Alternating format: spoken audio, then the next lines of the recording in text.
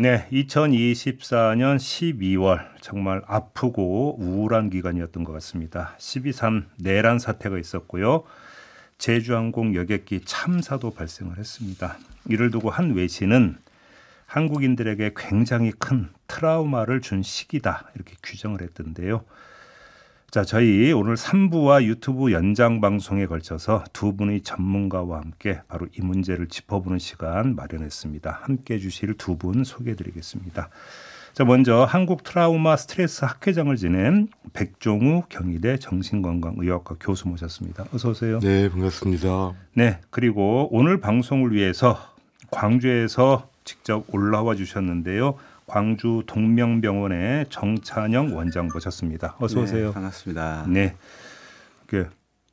서울에 오셔서 1박을 하셨다고 들었습니다. 네, 고맙습니다. 네. 아무튼 두 분 그래도 새해 첫날인데 복 많이 받으시고 평안하시기 기원하겠습니다. 아유, 복 많이 받으십시오. 특히 올해는 정말 좀 평안했으면 좋겠습니다. 네, 모든 네, 국민들이. 네.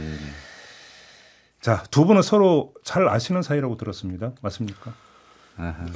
예, 우리 정찬영 선생님은 저희 또 학교에서 광주에서 정신과 전문의로 일하시면서 또 증언 치료라 그래서 우리 유가족들의 고통을 이렇게 드러내는 작업을 오래 해오셔가지고 광주 트라우마 센터 지금 운영위원도 맡고 계시고. 네. 그러시죠. 맞습니다. 네. 두 분 어떻게 12월 한 달을 어떻게 보내셨어요? 원장님은 어떻게 보내셨습니까? 아무래도 이제 이 계엄 사태 이후에 광주는 당사자나 유가족을 제가 또 쭉 만나왔기 때문에 네. 굉장히 좀 힘들어하시는 분들이 많고 그런 부분도 있고 또 제가 최근에는 5.18 성폭력 피해 그룹을 또 참여하고 있어서 네. 그분들도 좀 힘들어하는 모습을 좀 보게 되고 그랬던 것 같습니다. 알겠습니다. 좀 하나하나 좀 이제 짚어봤으면 좋겠는데요. 계엄 트라우마란 말을 많이 쓰고 있습니다. 학문적으로나 전문적으로 볼 때 이 말이 성립이 되는 걸까요? 교수님 어떻게 보세요? 뭐 트라우마라는 게 이제 그리스어로 출발하는데 외상이죠. 외상. 거기는 신체적, 심리적 외상이고 그 사건이 우리의 생명을 위협하거나 이제 부상을 당하거나 이런 걸 일으키는 사건들인데 그런 면에서 많은 국민들에게 트라우마 사건인 것은 뭐 분명하고 그 영향도 굉장히 컸다고 보고 있습니다. 그래요? 네. 원장님은 어떻게 진단하세요? 네, 이제 의학적인 진단명이나 전문적인 용어는 아니고 그러나 이제 집단 트라우마가 일어났을 때 흔히 우리 PTSD라고 하는 그렇죠. 그 진단명 하나로는 다 설명할 수 없는 물결 효과들이 굉장히 많거든요.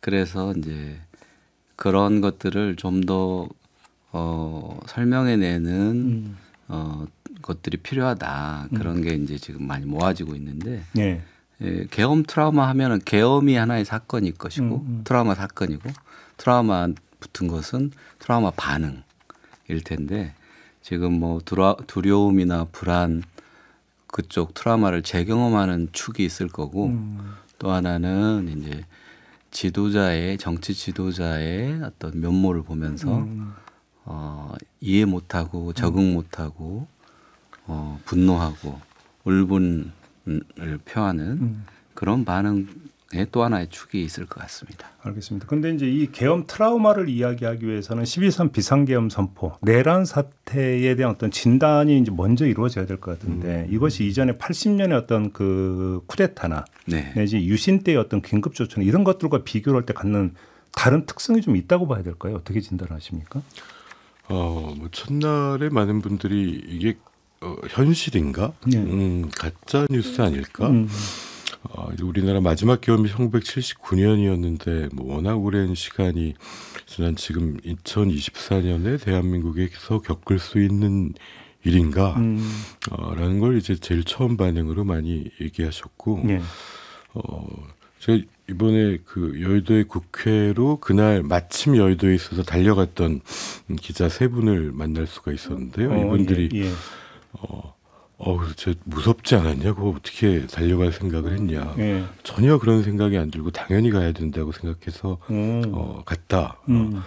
라고 하시고는 그래서 또 좀 다른 게 있었냐 하니까 그 자리에 있었던 군과 경찰도 일종의 태업이라고 할지, 네네네. 뭐 어떤 물리적인 해를 끼칠 의도가 많이 없어 보였다고 해서 좀 시간이 지날수록 더 그러니까요. 안심이 됐다고 하시더라고요. 그래서 이미 국민적 수준이 그런 계엄이라는 것을 받아들이기에는 이미 굉장히 성숙하고 민주주의를 경험하고 있었고, 이때의 이제 군인들 중에는 제가 또 뵌 중에 도덕적 성장이라 그러죠. 내가 왜 군인을 했을까? 나는 이런 명령을 받으면 이걸 실행해야 되는 건가? 처음으로 정말 군인이 된 걸 굉장히 후회했다라는 말씀을 하신 분도 있었는데, 아마 뭐 이게 이미 군인으로 일하시는 분들의 수준도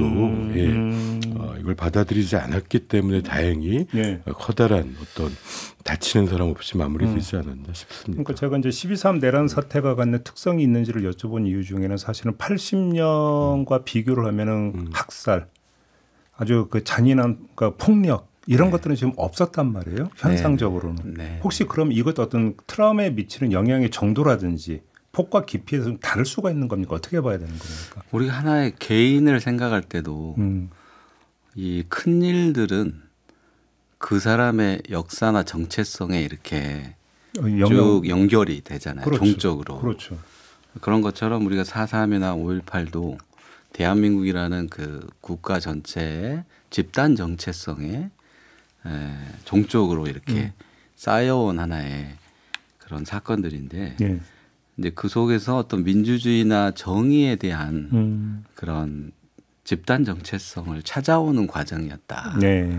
그런데 이제 그 시절을 겪은 사람이나 겪지 않은 사람이나 이게 공유하고 있는 날카로운 어떤 트라우마에 대한 감각 기억 이런 것들이 있고, 그러니까 계엄군의 군복을 봤을 때 우리에게는 그런 트라우마 기억이 있고, 그것이 하나의 위기를 맞았을 때 지성으로 나타날 수 있다. 집단 지성으로. 그런 것들이 이번에 좀 다른 특징이 나타난 것 같습니다. 그 지금 원장님 같은 경우는 이제 광주 트라우마 센터에서도 이제 같이 이제 활동을 하셨고, 광주 트라우마 센터면은 이제 5.18 광주의 어떤 피해자분들, 그다음에 유족분들 상담도 참 많이 해왔잖아요. 그 일단 한번 좀 하나의 사례로서 그분들이 그 80년 광주라고 하는 그 끔찍한 경험이 그 후 인생에 어떤 식으로까지 영향을 미치는지 좀 잠깐 좀 말씀을 해주실 수 있을까요? 그 이제 44년이 됐잖아요. 그렇죠. 뭐 생애에 걸친 영향이라고 봐야죠. 그러니까 평생 가는. 그렇죠. 우선은 이제 아주 젊은 그 시기에 요절한 자녀를 두게 되면 이게 평생 가는 거죠. 부모 입장에서. 그렇죠. 그렇죠. 그것도 자기 나라 군대 총칼에 의해서 그렇게 사망한 경우에는 이제 그러면서 한동안은 국가폭력의 특징이 지배자가 가해자이기 때문에 그들의 세상이기 때문에 피해자가 할 말 못하고 고립되고 폭도나 빨갱이 취급받고 감시당하고 뭐 생존자도 그렇고 유족도 그렇고 이런 시기를 오랫동안 살아야 된다는 것이죠. 치유라고 하는 건 꿈도 꿀 수 없는. 그죠? 그렇죠. 치유뿐만 아니라 그냥 이웃으로서 지내는 것도 어려운. 그래서 그런 말씀 많이 하셔요. 그때는 아무도 우리를 거들떠보지 않았다. 그러니까 그 12월 3일 계엄 선포했고 나서 저희도 이제 그 급하게 긴급 방송을 하면서 이제 저 개인적으로도 그때 가장 먼저 머릿속에 떠오른 게 광주 시민들이었거든요. 광주 시민들이 지금 이 상황을 어떻게 받아들일까가 한편으로는 궁금했고 솔직히 한편으로는 좀 걱정을 해서 그때 이제 그 송선태 위원장도 이제 잠깐 전화 인터뷰를 하고 있었는데 그때 광주 시민들의 충격파는 다른 시민들도 훨씬 더 컸다고 봐야 되는 거 아닐까요? 그렇죠. 지금 한강의 소설에 나오는 그 동호 분의 고등학생 최우토청에 있었던 그 어머님 연세가 이제 84세신데 예. 그분이 이제 제주 항공 참사 보면서 저거 안 당해본 사람은 그 속 모른다. 굉장히 슬퍼하시면서 이렇게 공감 능력이 깊고 따뜻한 분인데 최근에 이제 고관절 수술을 하셨어요. 네. 지팡이를 짚고 다니는데 이 텔레비전을 뉴스 볼 때마다 자기도 모르게 때리려고 막 한다는 거예요. 자기 지팡이로. 너무너무 화가 나가지고. 그러니까 어떤 거냐면은 5.18 같은 일이 또 벌어질 것 같아서 불안한데 사실은 아들의 희생 그리고 자기가 생애로 받은 고통 이것이 민주화에 의미가 있다고 생각했는데 다시 수포로 되돌아버리는 그게 크겠네. 네. 진짜. 그렇네. 어떤 고통의 의미를 잃어버리는 거에 대한 공포가 있거든요. 그렇죠. 어디 민주화가 이루어졌다는 걸 통해서 비록 희생이 있었고 너무 아팠지만 그것이 값어치 있는 것이었다. 네. 이렇게 생각하는데 갑자기 또 내란이 발생하니까 그럼 네네. 그동안의 우리의 노력은 뭐 이렇게 돼버리는 거잖아요. 그래서 이제 광장에 나가서 그 불편한 몸을 이끌고 나가서 악을 쓰고 근데 거기 나가면 뭐 90대 중반 어머님도 나와 계시고 그래요. 그래요? 네. 교수님께 좀 여쭤봐야 될 것 같은데 지금 예를 들어서 80년이나 유신이나 이때의 어떤 그 계엄을 직접 경험한 세대와 계엄이라고 하는 것들을 책이나 영화에서만 봤던 전혀 경험하지 못했던 세대의 어떤 차이가 있을까요? 받아들이는 감도에 있어서 차이 이런 게 있을까요? 그다음에 트라우마의 정도에도 차이가 있을 수 있을까요? 아무래도 이제 트라우마라는 게 우리 뇌에서 이제 기억과 감정이 같이 저장되거든요. 네. 근데 이제 그 트라우마를 경험한 사람은 안 그래도 이제 마치 이게 44년이 지났어도 그 전의 일이 지금 경험한 것처럼 느껴지게 되고 편도체 같은 데가 막 활성화되는데 이게 사소한 거에도 이제 자극을 뭐 어떤 큰 소리가 나거나 이래도 자극을 받을 수 있는데 이번에 이제 계엄이 선포된 거는 굉장히 직접적으로 영향을 미치게 되는 거죠. 지금 44년 전의 일을 막 다시 경험하는 것처럼 느껴지기 때문에 이걸 겪은 세대들이 이제 이런 기억에서 이걸 이제 더 강렬하게 느낄 수 있는 것이고, 근데 반면에 또 젊은 세대는 뭐 이걸 뭐 영화라든가 또 이제 역사를 통해서 경험해 왔지만 현재 우리가 생각하는 우리 사회의 수준과는 굉장히 또 격차가 느껴질 수 있기 때문에 그 고통 역시 비교할 수 있는 성질은 또 아니라고 생각합니다. 역시 그러니까 같은 고통의 범주 안에 들어간다 이렇게 보시는 거고요. 원장님도 같은 견해세요? 네. 알겠습니다. 아까 잠깐 그 백 교수님 말씀하시면서 군인 이야기를 했는데 사실 군인들 그때 그 현장에 동원됐던 군인들도 사실은 트라우마에 빠져 있다고 좀 추정을 해야 되는 거 아닙니까? 그 뒤에 무슨 뭐 심리 상담원 고위험군도 꽤 있더라 이런 지금 뉴스도 있었거든요. 굉장히 도움이 필요한 시점이라고 생각됩니다. 사실 얼마나 자부심을 가지고 힘든 훈련을 버틴 분들일 텐데 이분들이 어느 날 이유도 설명받지 못한 상태에서 그 현장에 자기가 원치 않는 역할을 갑자기 맡지 않았습니까? 굉장히 이제 충격이고 여태까지 살아온 인생에 대한 어떤 근본적인 정체성의 고민을 던질 수 있는 주제가 되기 때문에 이분들 잘 케어해야 되고 실제 좀 개입이 진행되고 있다고 들었습니다. 그 이제 철수하는 군인 가운데 그 한 명이 시민들을 향해서 고개 숙이면서 죄송합니다, 죄송합니다고 이제 갔던 군인 기억하시죠? 영상 속에 듣던. 저는 가끔가다 그 군인은 지금 어떻게 지내고 있을까가 이제 가끔씩 궁금하거든요. 많이 괴로워하지 않을까라는 한번 그 상상을 해보는데 어떻게 좀 추정을 하세요? 두 분 같은 경우는 역시 비슷하다고 봐야 될까요? 아무래도 이제 우리가 그런 아주 날카로운 장면은 계속 곱씹게 되잖아요. 그렇죠. 네. 그렇죠. 이게 트라우마가 너무 힘든 게 제가 그러니까 귀동령으로 듣기로는 그때 느꼈던 그 경험했던 그 끔찍한 상황 때 느꼈던 어떤 감각, 그게 공포든 뭐든지 간에 그게 비슷한 상황을 닥치면 그때의 그 감각이 그대로 되살아나는 거라면서요. 그렇습니다. 그래서 그렇게 사람을 힘들게 한다고 들었는데 트라우마라고 하는 게 이런 거죠, 그러니까. 그렇죠. 흔히 이제 마음이 이제 산산조각 난 상태다라고 얘기할 수 있는데 이제 그 상황에 끔찍한 공포, 뭐 분노, 좌절 이런 감정이 물론 그 트라우마를 대응하기 위한 것이었는데 예. 그게 우리 몸이 기억하고 또 마음이 기억하는데 트라우마는 또 그 기억이 제대로 나지 않거든요. 너무나 현실 같지 않기 때문에. 네네네. 그래서 이 깨진 마음의 조각이 우리 안을 돌아다니면서 찌르는 것 같이 아픕니다. 근데 그게 꽤 시간이 지난 후에도 지금 겪는 것처럼 느끼게 되기 때문에 참으로 고통이 큽니다. 그러니까요. 그러니까 어제도 저희가 이제 그 청취자 몇 분 오고 이제 그 전화 인터뷰를 가진 바가 있는데 제주에 계신 한 분 같은 경우 감귤 농사를 짓는 분이고 그다음에 이제 그 선결제를 통해서 감귤 박스를 이제 그 탄핵 집회 시위 현장에 이제 갖고 와서 시민들한테 이제 그 나누고 그 과정을 이야기하는데 마지막에 많이 울먹이시더라고요. 그러니까 뭐냐면 그 행위의 연속 과정에 있어서는 시민들을 꼭 같이 한다라고 하는 거에 대한 어떤 나름의 어떤 느낌 이런 것들도 있지만 좋은 느낌도 있지만 그 바탕에는 역시 그 12월 3일 날의 어떤 그 기억, 고통 이게 계속 있으면서 이것이 자꾸씩 불쑥불쑥 튀어나온다는 느낌을 이제 저는 그 인터뷰하면서 그런 걸 받았거든요. 마지막에는 그 왜 울먹이실 거를 생각하면서 이게 지금 심적으로 너무 힘들게 하는 거잖아요. 많은 시민들 그런 점에서. 그렇죠. 그런데 그리고 나서 지금 정치적 실랑이가 계속되고 있잖아요. 뭐 헌법재판관을 임명한 해 만에부터 시작을 해가지고 계속 이 정치적 실랑이가 이어지는 어찌 본다면 시민들이 감질나는 과정이라고 표현을 해야 될까. 이 과정 자체도 오히려 그러니까 이 스트레스를 키우고 트라우마를 다시 그 되살린다 이렇게 봐야 되는 겁니까? 이 과정도 그렇다고 봐야 되는 겁니까?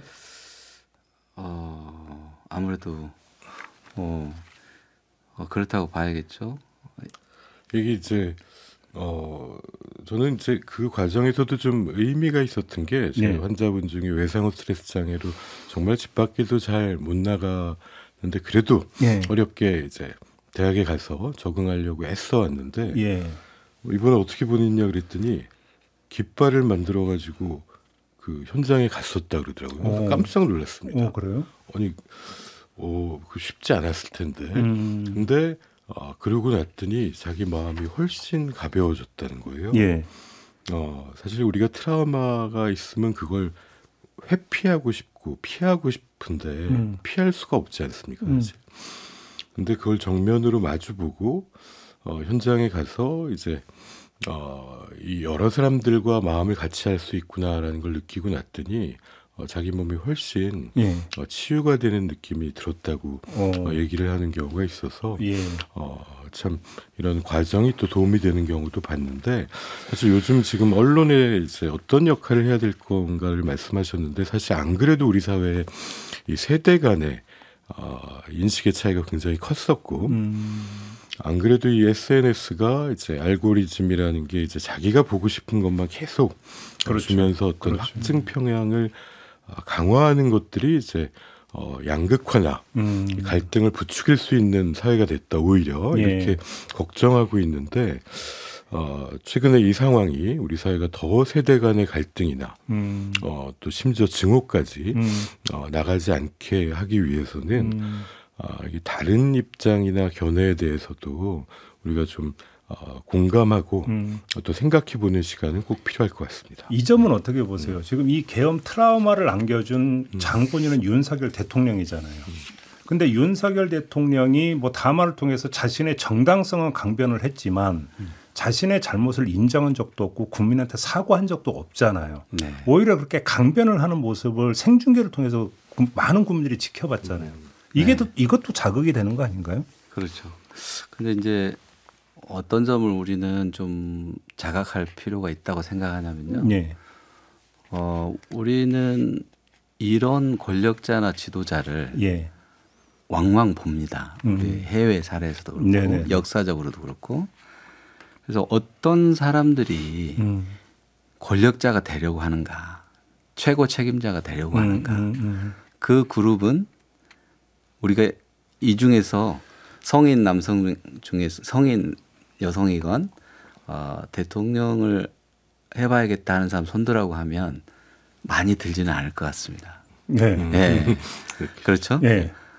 그러니까 농구 선수를 뽑으면 키 큰 사람이 우선 손을 들 거고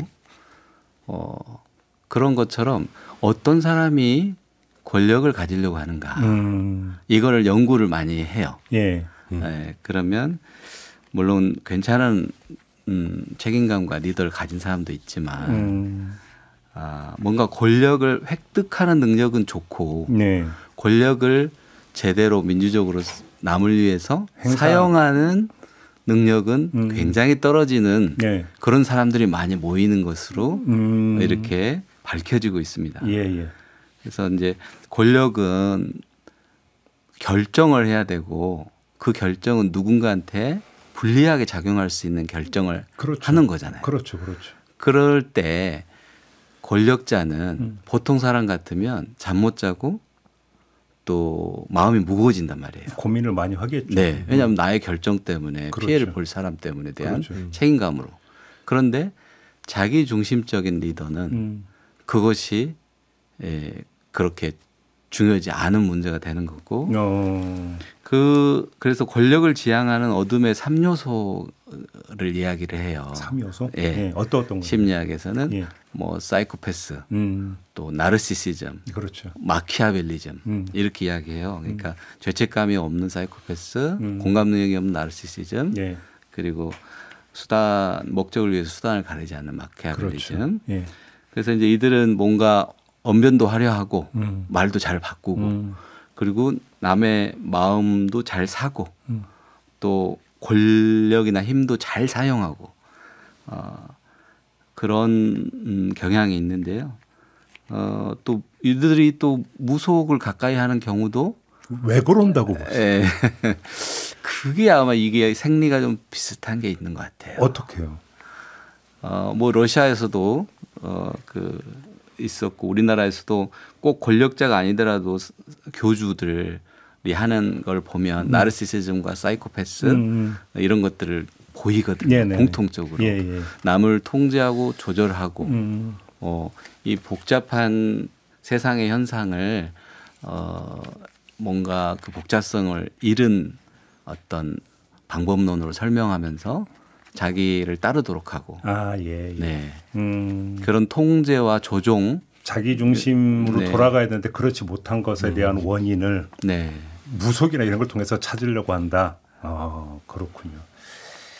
알겠습니다. 우리 백 교수님에게 이걸 좀 여쭤봐도 아까 그 정찬영 원장님 말씀 속에 좀 녹아 있었던 것 같은데 그러면 결국은 이 계엄 트라우마라고 하는 것들을 치료하는 방법 중에 하나가 이른바 정의의 회복.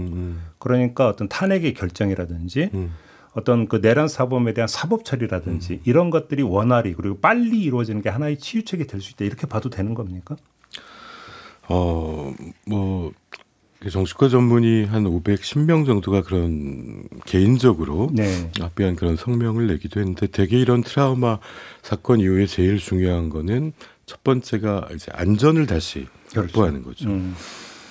그 다음에는 이제 사회적 지지와 이제 의미를 찾는 거고, 이 사회적 정의라고 하는 거는 사실 어떤 이제 사회적 자율성 뭐 이런 게 침해됐을 때 회복에서 굉장히 중요한 역할을 합니다. 물론 이제 정의라는 것은 굉장히 또 사람이 보는 거에 따라서 되게 다를 수 있습니다만 이게 적절한 조치가 사회적 합의와 민주적 과정으로 진행되는 것은 이제 회복에 적극적인 역할을 할 수 있습니다. 그렇죠. 정의의 구현이라고 하는 게 갑자기 정의 구현이라는 표현 누가 생각이 나던데 정의의 회복이라고 하는 게 어떤 트라우마 치유에 도움이 된다 이런 말씀이시네요. 알겠습니다. 자, 오늘 3부는 12.3 내란 사태로 인해서 많은 국민들에게 안겨준 그 계엄 트라우마에 대해서 한번 좀 진단해보는 시간으로 좀 꾸며봤는데요. 또 하나 사회적 참사가 반복이 되고 있습니다. 제주항공 여객기 참사도 발생했는데 이것도 또 국민들한테 미치는 영향이 워낙 크기 때문에 이 문제까지 짚어보도록 하겠습니다. 이 문제는 본방 마무리하고 유튜브 연장 방송에서 이어가면서 짚어보도록 하고요. 오늘 3부는 일단 이렇게 좀 마무리하겠습니다. 두 분은 좀만 기다려 주시고요. 네. 유튜브 연장 방송 시작하도록 하겠습니다. 트라우마에 대해서 이야기를 나누고 있는데요. 전문가 두 분과 함께하고 있습니다. 백종우 경희대 정신건강의학과 교수 그리고 광주 동명병원의 정찬영 원장 두 분과 함께하고 있는데요. 앞서 계엄 트라우마 이야기를 하면서 윤석열 대통령 얘기를 좀 잠깐 했습니다. 네. 그러니까 사과가 없는 이런 모습, 이것이 국민들에게 어떻게 비춰지는가, 그다음에 계엄 트라우마에 또 어떤 영향을 미치는가에 대해서 이제 이야기 좀 나눈 바가 있습니다. 우리 백 교수님은 어떻게 보세요? 그 장면 어떻게 지켜보셨습니까? 이게 참 지도자의 역할이 정말 중요합니다. 네. 그런데 이제 앞에 정찬영 원장님이 말씀하신 것처럼 지도자의 때로는 정신적인 문제, 특히 이제 공감 능력의 부족, 뭐 이런 것들이 엄청난 이제 국민들에게 큰 상처를 줄 수 있는데 네. 대표적인 게 히틀러거든요. 히틀러가 유태인 600만 명이 죽었지만 독일인이 700만 명이 죽게 했는데 전쟁에 저갈 때 뭐라고 얘기했냐면요. 독일 민족은 약한 걸로 판명됐어. 나 같은 훌륭한 지도자를 가질 자격이 없어. 그렇게 이렇게 얘기합니다. 그리고는 그래서 독일 민족이 패망하는 건 당연하다. 그러면서 오히려 그 나라의 이제 각종 시설을 파괴하라고 스스로 명령을 내리거든요. 네. 국민에 대해서 복수를 하는 겁니다.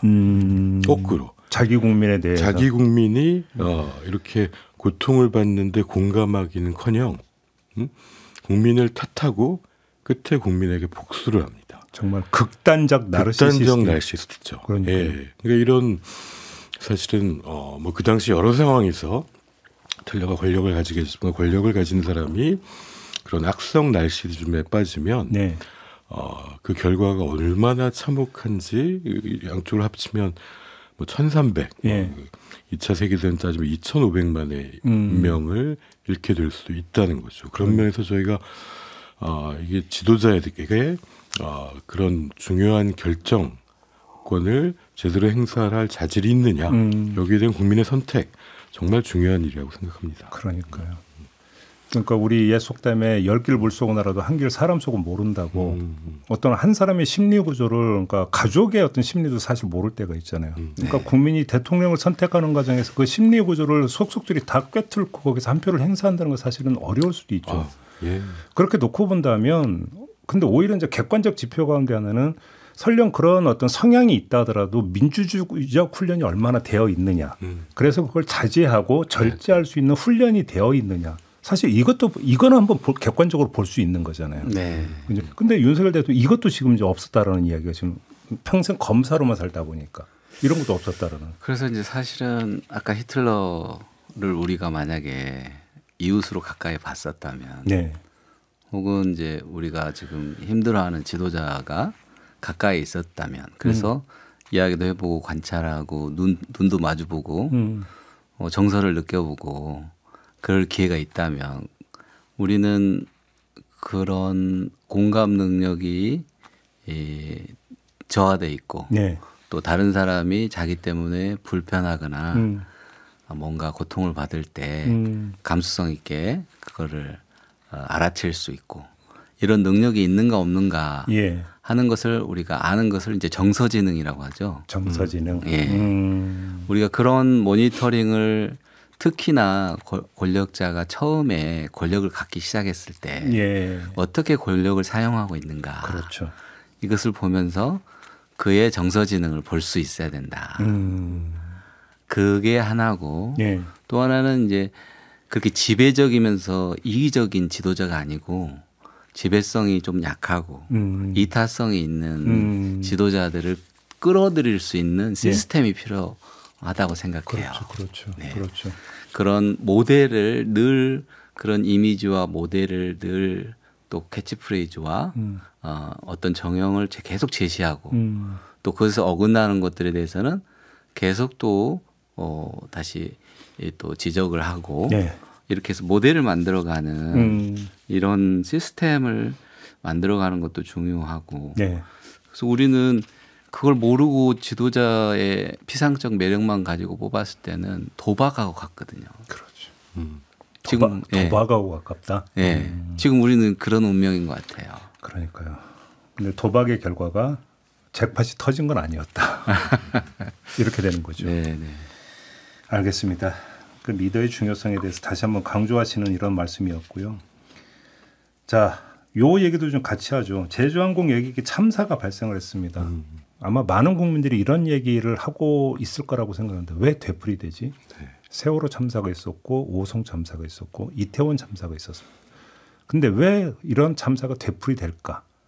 여기서 뭐 참사의 원인 이런 것들을 지금 여기서 이야기하고자 하는 게 아니라 이런 대형 참사가 자꾸 반복이 되면서 나타나는 국민들의 정신적 충격도 어마어마하게 큰 거 아니겠습니까? 네.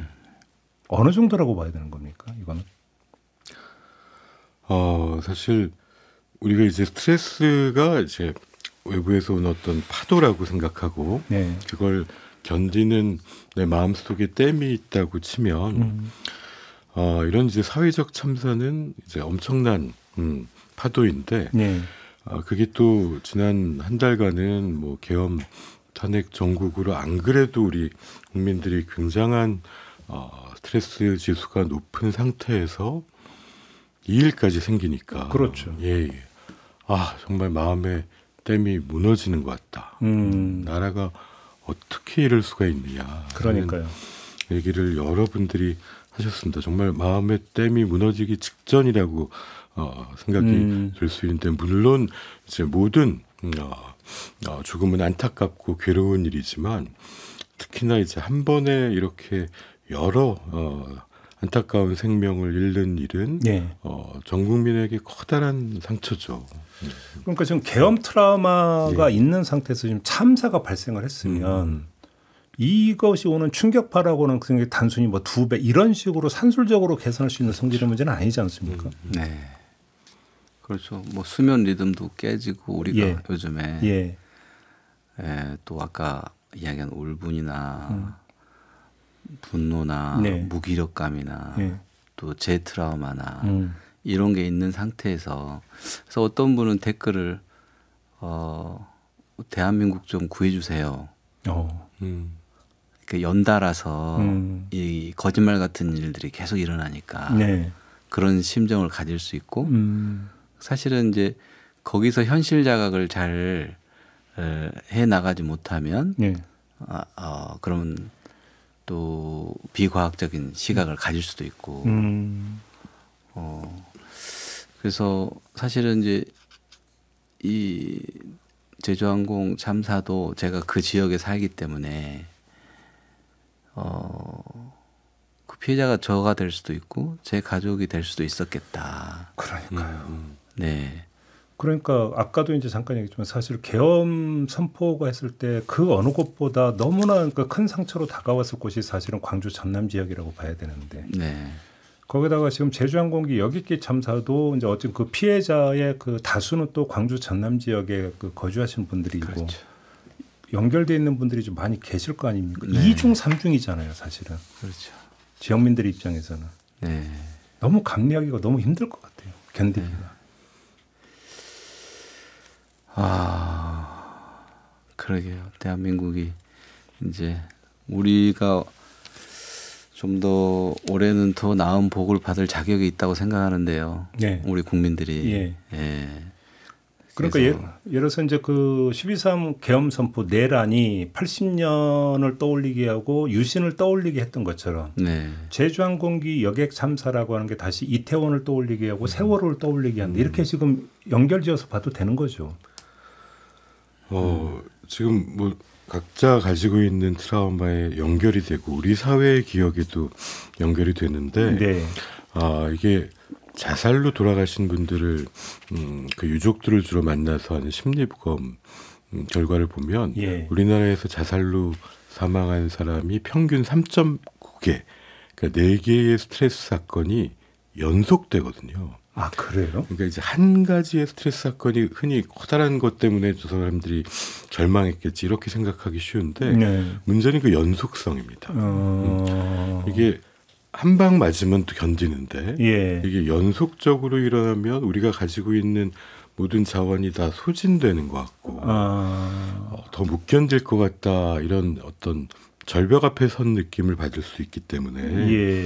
지금 제일 우려하는 것들은 이런 일이 작년 올해 이렇게 연속적으로 일어나다 보니까 그로 인한 국민들의 마음 건강에 미치는 영향이 제일 좀 우려되는 것 같습니다. 아 그렇군요. 근데 지금 현실적으로는 지금 이게 연속이 되고 있잖아요. 네, 네. 그런데다가 이제 사실은 이전에 있었던 재난 참사에 대한 기억이 그걸 처리하는 과정이 중요한 게 이제 원인이나 진실을 잘 규명하고 또 뭔가 책임자가 있으면 책임을 지도록 하고 예. 그리고 사회적 담론을 잘 만들어 가면서 재발 방지로 이렇게 나아가야 되는데 그런 과정이 너무너무 이렇게 혼란과 고통이 심하다 보니까 이게 이제 당사자들은 아까 우리가 다른 트라우마 다룰 때 종적인 걸 생각했듯이 이것도 거기서 자유로울 수가 없잖아요. 벌써 그런 부분에서도 피로감과 걱정 이런 것들이 많이 있으리라고 생각됩니다. 근데 그 계엄 트라우마와 참사 트라우마라고 하는 것은 성격이 다른, 성질이 다른 것일까요? 같은 것일까요? 어떻게 봐야 되는 겁니까? 물론 뭐 사회적 사건의 종류는 완전히 다른 것인데 예. 심리에 미치는 영향은 같다고 봐야 되는 겁니까? 이 심리적인 결국 이제 제주항공 사건은 한편은 인명이 손상된 사고고, 예.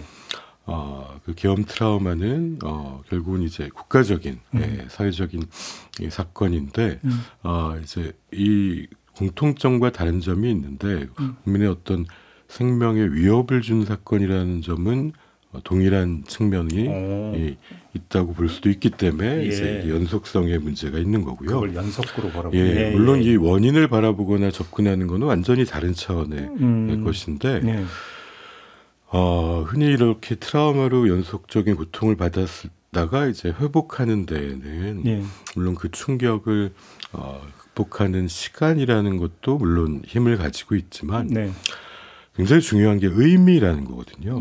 트라우마 사건이라는 거는 인간이 우리가 사는 사회가 안전한가, 또 우리가 사는 사회가에서 사람을 믿을 수 있는가 이런 질문을 우리한테 던집니다. 그럼 이거가 이제 다시 복구되려고 하면은 의미를 찾는 게 굉장히 중요하거든요. 그렇죠. 아까 앞에 말씀하신 우리 광주 민주화 운동에서 살아남은 분들이 또는 유가족이 그래도 그 희생 덕분에 우리 사회가 좀 더 민주화될 수 있었다. 이거는 굉장히 커다란 의미를 주는 거죠. 그렇죠. 뭐 해외에서도 여러 이제 사고를 경험하신 분들, 뭐 해외를 따지지 않더라도 우리나라에서도 예를 들면 학교 폭력으로 아이를 잃은 부모님이 학교 폭력 예방 재단을 세우고 화재 사고로 아이를 잃은 분이 이제 어린이 안전 재단을 만들고 그래서 우리 아이의 희생은 막을 수는 없었지만 좀 더 낫고 다른 아이들이 안전해지는 사회가 되는데 우리가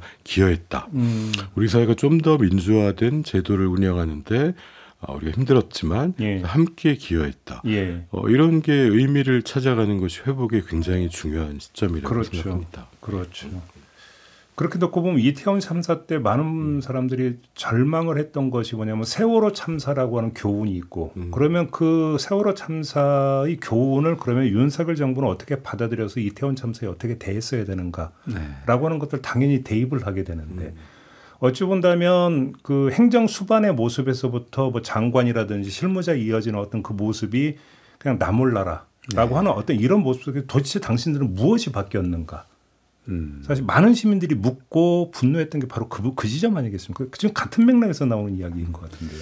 지나놓고 보면은 이제 그런 큰 재난 참사를 어떻게 국가가 정부가 권력이 다뤘는가 이거에 따라서 그 정부 그 권력의 운명이 많이 영향받는 그런 결과를 만난 것 같아요. 그러니까요. 사실은 세월호 참사가 박근혜 당시 정부에 미친 영향이 어마어마했던 것처럼 이태원 참사도 마찬가지였던 거고.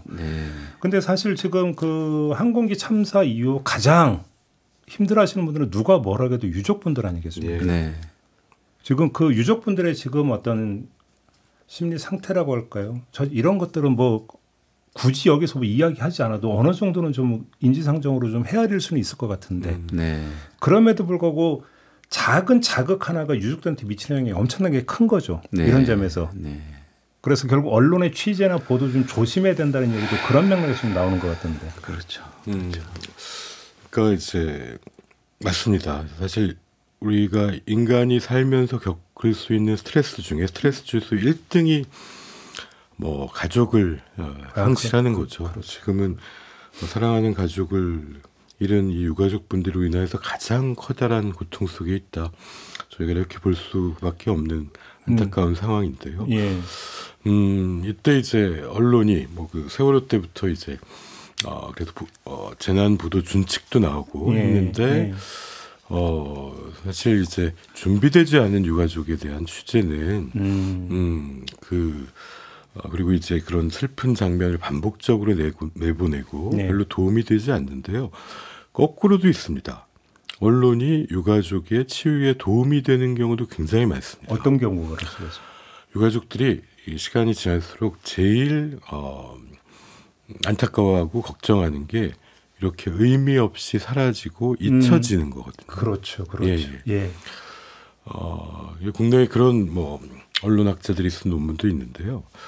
그러니까 언론이 유가족을 찾아가서 굉장히 경청하고 듣고 그런 상황들을 기사를 냈을 때 사회에 이제 이걸 제대로 알리고 그렇죠. 또 이런 일을 다시는 겪지 않을 시스템을 만드는 데 도움이 되는 측면도 있지 않습니까? 그럼요. 그래서 치유적이었다고 표현하는 겁니다. 치유를 그렇죠. 꼭 정치건강 전문가 뭐 전문의만 하는 게 아니라 언론도 사회적인 책임을 가지고 다가갔을 때 이런 데 관심을 가지고 하는 것은 분명히 치유적인데 다만 이렇게 초기에 동의가 없고 그렇죠. 무작정 인권이나 이분들의 명예를 존중하지 않는 것은 특종 욕심 때문에 그렇죠. 또 그런 욕심 때문에 하는 것은 상당한 비난의 여지가 있지만 그렇죠. 지속적인 관심을 가지고 진정성을 가지고 접근하는 것은 오히려 그렇죠. 우리 사회가 관심을 가져줘야 될 부분이라고 봅니다. 그러니까 언제 어떻게 인터뷰를 언제 어떻게 하느냐에 따라서 이건 성격이 완전히 180도 다르다. 맞습니다. 이런 이야기가 되는 거고 사실 지금 이번 참사에서 이 참사 순간의 영상을 반복적으로 트는 것에 대해서 사실 말이 많거든요. 이것이 뭐냐면 계속 트라우마를 자꾸 이제 어떤 자극할 수 있고 되살려낼 수 있기 때문에 그런 거라고 이해를 해야 되는 거죠. 저도 그날 너무 안타까워서 뭐 바로 그런 것들은 이렇게 하지 않아야 된다고 말씀드렸는데 이런 재난 직후에 우리가 뉴스를 통해 정확한 정보를 얻는 거 굉장히 중요합니다. 이럴 때 위험보호 같은 것에 빠지지 않아야 되고 한데 이게 이제 요즘에는 특히 SNS나 꼭 언론에서 다루지 않더라도 너무나 고화질의 영상이 그렇죠. 내가 보기 싫었는데도 볼 수 있게 된 시대가 돼버렸는데 맞아요. 이런 간접 외상이 이게 직접 외상을 입은 분만 외상 후 스트레스 장애의 대상이긴 한데 최근의 연구들은 이 간접 트라우마도 그에 못지 않더라. 굉장히 사람에게 고통을 줄 수 있거든요. 나는 알리려는 목적으로 또는 이제 그냥 공유했을 뿐이다라고 하지만 그걸 본 누군가는 굉장히 큰 고통을 받을 수 있다. 예를 들어서 내가 어떤 출장이나 뭐 때문에 지금 어쩔 수 없이 비행기를 타야 되는데, 그렇죠. 근데 자꾸 이제 비행기를 타려고 하는 그 순간에 그 영상이 자꾸 머릿속에서 자꾸 재생이 된다고 한번 가정을 하면 끔찍하고 힘들 거 아닙니까? 네, 맞습니다. 그런 점을 좀 이제 지적을 해주셨던 거고, 국가 애도 기간이 설정이 됐잖아요. 그건 조금이라도 도움이 될 수 있는 걸까요? 어떻게 보십니까? 사실 저희가 익숙하지 못한 게 이 산업사회로 이제 고도 성장기에는 이런 트라우마나 재난을 다 개인과 가족이 알아서 처리해야 됐었죠. 희생자 위령탑도 접근이 불가능한 데에 다 설치되어 있습니다. 맞아요. 그 시대에 만든 것들은. 맞아요. 근데 이제 저희가 2010년대 정도 돼서부터 세월호 이후에는 이걸 사회적 참사는 사회적 장례를 치르자라는 그래도 합의가 국민들에게 있는 건데 이게 기간보다 사실 중요한 게 내용인데 예를 들면 네덜란드에서도 비슷하게 이제 러시아 반군에 쏜 미사일에 수백 명의 네덜란드인이 사망한 일이 있었을 때요. 국왕부터 내각의 모든 사람들이 공항에 나가서 시신을 맞이하고 유가족들을 다 안아줍니다. 한 명 한 명. 그다음에 결국은 장례지까지 갈 때 이 고속도로를 비워버립니다. 네. 모든 국민들이 거기 동참하고 오히려 고속도로 주변에 나와서 이제 꽃을 던지고 추모하거든요. 예. 거기에 불평하는 사람을 찾기 어려웠다 그럽니다. 이게 사실 우리가 이 인생의 가장 큰 고통을 겪는 분들한테 이 사회가 거기 마음을 같이 아파하면서 위로를 주는 거는 이분들이 살아가는데 굉장히 큰 힘을 줄 수 있는 거거든요. 네. 이런 이제 국가애도 기간이라고 했을 때 우리가 이 슬픔을 같이 나눌 방법을 또 어떤 사회적인 형식을 통해서 네.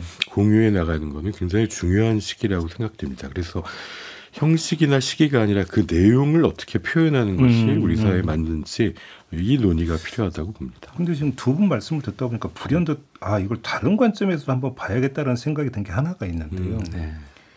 그 항공기 참사가 발생한 후에 윤석열 대통령이 SNS를 통해서 뭐 입장을 밝힌 적이 있잖아요. 네. 그때 많은 사람들이 아니 수사받을 준비나 해라.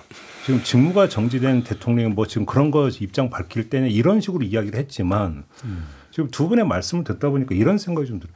만약에 그걸 본 그 상당히 지금 트라우마에 힘들어하고 있는 국민들 입장에서 유족의 입장에서 저 메시지 발신이라고는 행위 자체가 또 어떤 자극으로 다가왔을까?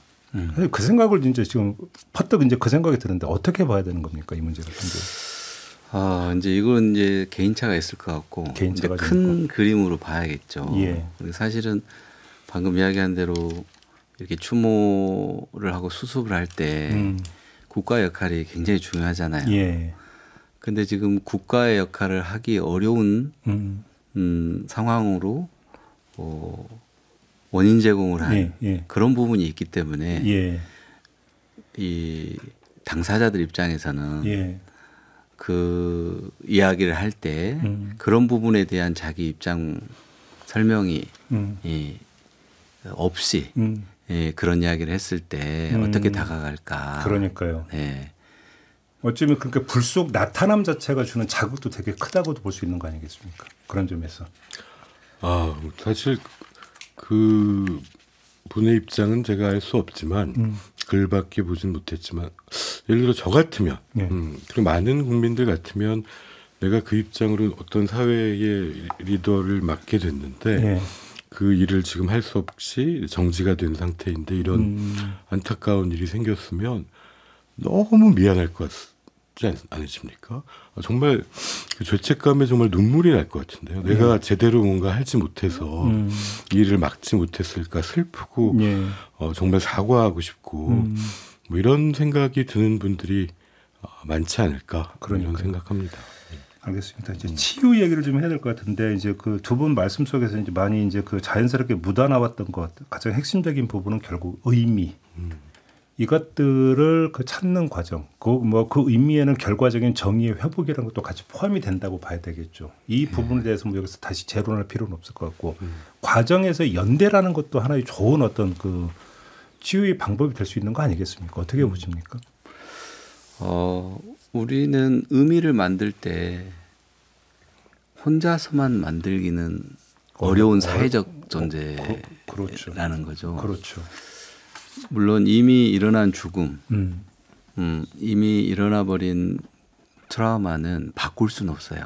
연결을 한다고 해도 그 사실 자체는 그렇지만 그걸 연결하고 어떻게 그 고통의 메시지가 우리한테 남는가, 그리고 우리가 할 일이 무엇인가. 근데 그게 이제 정체성을 또 만들어내잖아요.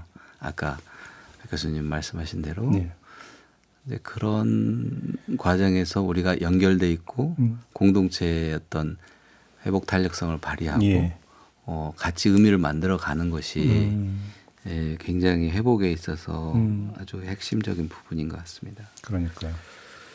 그러니까 사실 그 트라우마 반응 또는 외상후 스트레스가 생겼을 때 사람을 가장 괴롭게 만드는 게 인간을 믿지 못하게 되고 사랑을 못하게 됩니다. 왜냐하면 내가 사랑하는 사람을 잃었지 않습니까? 너무 상처받았고 더 이상 누군가를 사랑할 수 없을 것 같은 거죠. 그건 그리고 이 주변의 사람들을 믿을 수 없게 되고 완전히 혼자가 된 것 같고 그 고통 속에 빠져드는 게 트라우마가 만성화됐을 때 최악의 결과인데 그래서 거꾸로 트라우마를 극복하는 데에는 사람이 핵심이거든요. 그렇죠. 그래서 그때 특히 이렇게 아픈 초기에 그 옆을 지켜주고 공감하고 그 아픔을 말할 수 있게 도와주는 사람이 있고 많은 국민들이 있다는 것이 그러니까요. 굉장히 큰 힘이 될 수 있는데 제가 작년에 뭐 세월호나 이태원이나 오송 참사 이분들이 같이 세월호 10주기에 이제 그동안의 과정을 돌아볼 시간이 있었는데 그분들이 맨 끝에 이런 얘기를 하시더라고요. 그동안 어떻게 해서 이렇게 지금 살아남았다고 생각하시냐고 여쭤봤더니 얼굴 모르는 많은 사람들, 국민들이 보내준 온정이나 관심이 살아남는데 굉장히 큰 도움이 됐다고 감사를 표하시더라고요. 그러니까요. 그런 사회적인 노력이 필요한 시기가 아닌가 싶습니다. 그러니까 뭐 예를 들어서 탄핵 집회에서 수많은 어떤 그 시민들이 함께 어울리고 같이 노래 부르고 또 선결제를 하고 나눔을 실천을 하고 그다음에 참사 현장에서도 많은 어떤 자원봉사가 달려가고 또 이전에 참사 유가족들이 또 달려가서 같이 손잡고 하는 이 과정이 조금이라도 완화해 줄 수 있는 과정이 될 수 있는 거잖아요. 사실. 아마 시야가 좁아져 있는 위기 상황에는 그게 희미하지만 점점 이렇게 시간이 지나면서 자신이 어떻게 일어나왔구나라는 것을 공동체 안에서 느낄 때 또 자기도 고통받는 사람들을 대하는 어떤 관점이 만들어지는 거고 그것이 우리의 사회의 사회적 회복 탄력성이 될 것이다. 그러면 우리 국민들은 이렇게 같이 손 내밀고 같이 어깨 걸고 연대를 하려고 노력을 하고 있는데 정부와 정치권은 뭐를 해야 된다고 생각하십니까? 두 분이 생각하시기에는. 그러니까 이제 우리 국민적인 어떤 특성 중에 이제 해외에 있는 정치과 의사들도 굉장히 놀라는 것 중에 하나가 한국인의 이제 위기 때 어떻게 그런 반응이 있냐는 겁니다. 저도 몇 분의 정치과 의사한테 질문 받았는 게 옛날에 금모으기 운동 같은 거 있잖아요. 그렇죠. 그다음에 태양 기름 유출 사건 사고 때라든지. 그러니까 그걸 저는 한국인의 탄생이라는 책을 원래 굉장히 흥미있게 봤는데 이게 압도적으로 외세가 쳐들어오는데 우리는 그 산성 안에 모여서 이때만은 남녀노소 신분 관련 없이 같이 싸우고 같이 나눠 먹고 그걸 견뎌내고 그러면서 위기를 이제 극복하는 사회적 연대가 어느 나라보다 강력한 그런 특성이 있는 나라다. 뭐 이렇게 얘기하던데요. 거기서 생존한 사람들이 지금 우리 대한민국을 구성하고 있다는 거죠. 그래서 이제 위기에 또 그런 강력히 또 해나갈 수 있는 국민적인 힘이 있는 것 같은데 저는 우리 제도권, 정치권, 언론의 역할이 이 시기에 굉장히 중요하다고 생각합니다. 이런 위기를 극복하려는 국민적 의지를 더 단합을 상승시켜야 되는 측면이 있을 거고 또 우리나라뿐만이 아니라 이제 세계적인 현상이기도 한데 이 자꾸 내가 보고 싶은 것만 보고 확증 평양이 사회적으로나 정치적으로나 강화되고 있습니다. 이거는 그 독일에서 좀 공부했었던 우리 뇌과학자 장동성 교수가 얘기한 부분 중에 하나가 독일의 그 메르켈 총리가 이제 16년 총리를 했는데 물론 이제 어떤 나라를 만들 건가 좀 애매했다는 비판도 있지만 굉장히 민주적이었다고 평가받는 게 안에 여론을 조사하는 팀 3개를 만들어서 완전히 상이한 여론을 각기 충분히 조사한 다음에 숙고해서 결정하는 시스템을 오래 유지했다고 합니다. 그리고 결국 그 결정이나 이거는 민주적 과정을 통해야 되겠죠. 저희가 결국 이런 사회적 합의 그리고 그 결정을 할 때 누구도 소외되지 않게 경청하는 뭐 이런 데 언론의 또 순기능이 필요한 시기가 아닌가 싶습니다. 그러니까요. 알겠습니다. 좀 마무리 좀 해야 될 것 같은데 저거 어제 귀동냥으로 듣기로는 그런 게 말씀하시는 분도 있더라고요. 이제 개인적 차원에서 이제 어쩌면 트라우마를 이제 겪다 보면 자꾸 이제 회피를 하려고 하잖아요. 회피를 하려고 하면 안 되고 오히려 그걸 더 바라보고 더 많이 이야기를 하는 게 도움이 된다. 그런 식으로 그러니까 이야기는 맞는 얘기인가요? 그 얘기가. 그러니까 이제 아까 그 비행기 장면 같은 경우도 예. 개인차가 있다는 거죠. 예. 그러니까 평소에 우울이나 불안이 있거나 과거에 트라우마가 있는 사람 같은 경우에는 그 장면을 반복해서 보는 순간 상상을 하게 되고 그리고 이제 나중에 시신 손상이나 이런 걸 뉴스로 들을 거 아니에요. 그렇죠. 이제 이런 것들이 취약한 사람들한테는 굉장히 또 힘들게 상처를 덧내게 하는 거죠. 그렇게 예. 될 수도 있고. 예. 그런데 이제 우리가 이미 겪은 고통에 대해서 응시하고 네. 머무르면서 하다 보면 우리 이제 용어로 습관화라고 하거든요. 습관화. 네, 해비추에이션 예, 습관화가 되면서 점점 그 고통의 수위가 낮아지게 되고 그리고 이제 그거를 좀 더 정합성 있게 무슨 일이 일어났는가 내가 강렬한 감각 기억뿐만이 아니고 그걸 둘러싼 맥락과 네. 또 거기서 찾아낼 수 있는 메시지와 그다음에 우리가 가야 될 방향과 이런 것들을 정리를 하면 그렇죠. 처리를 하다 보면 예. 또 그걸 돕는 여러 가지 이제 심리 치료가 있는데 그렇죠. 이제 그렇게 하는 게 이제 회피만 해서는 할 수 그렇죠. 없는 것이기 때문에 그렇죠. 그렇죠. 예, 같이 또 나가야 될 방향입니다. 알겠습니다.